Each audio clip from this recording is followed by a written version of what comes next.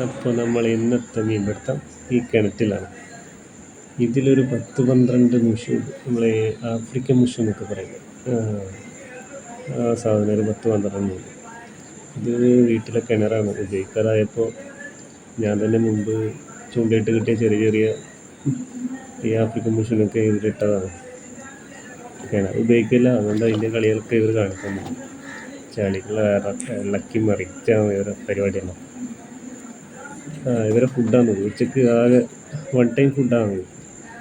രാവിലെ ഉച്ചക്ക് കിട്ടുന്ന മീനിൻ്റെ വേസ്റ്റാണ് വീട്ടിൽ കറി വെച്ചതിൻ്റെ ബാക്കിയാണ്. അതാണ് ഇനി ഞാൻ ഇരയായിട്ട് ഉപയോഗിക്കുന്നത്. അതാണ് വീട്ടിൽ പെട്ടെന്ന് എടുത്തത്.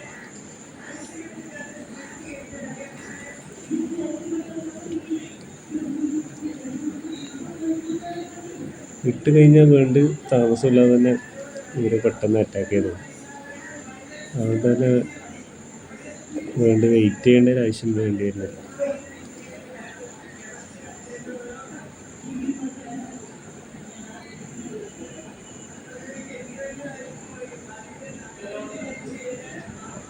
ഒന്ന് രണ്ടെണ്ണം നല്ല സൈസുള്ളതുണ്ട്, നല്ല നല്ല തൂക്കുള്ള മുഷുണ്ട് ഇതിൽ. അതിലൊരു ആവറേജ് സൈസുള്ള സാധനങ്ങളാണ്.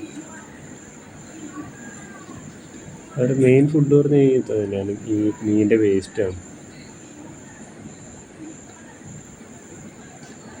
കിണർ ഉപയോഗിക്കാതായപ്പോളെ ഇട്ടതാണ് നോക്കി. അതിപ്പോൾ തന്നെ കണ്ണി നോക്കിയാൽ അനക്കം നന്നായി വലിക്കുന്നുണ്ട്. അതാ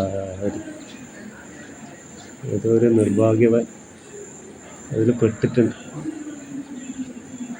നോക്കി നോക്കാം.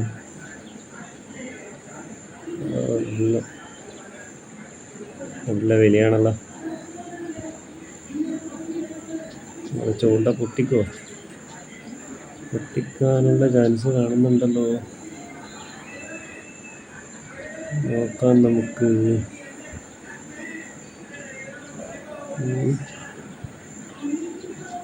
കയറ്റാൻ പണിപ്പെടുമല്ലോ ഇത്.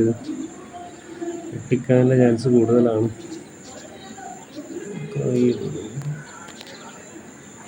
കുഴപ്പമില്ല, ഒരു ആവറേജ് സാധനം തന്നെ ചൂണ്ടയിൽ കഴിഞ്ഞിട്ടില്ല. കരക്ക് കയറ്റലൊരു ടാസ്ക്കാണ്. ബക്കറ്റ് ഇറക്കിയിട്ട് കയറ്റേണ്ടി വരുമെന്ന് തോന്നുന്നു. നോക്കാം.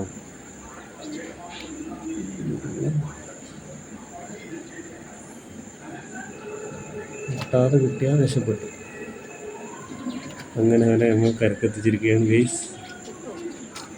നല്ല കുഴപ്പമില്ലാത്ത സൈസുള്ള സാധനം തന്നെയാണ്. ഇന്നത്തെ ഫ്രൈ ആയിട്ട് ഇവനിരിക്കട്ടെ.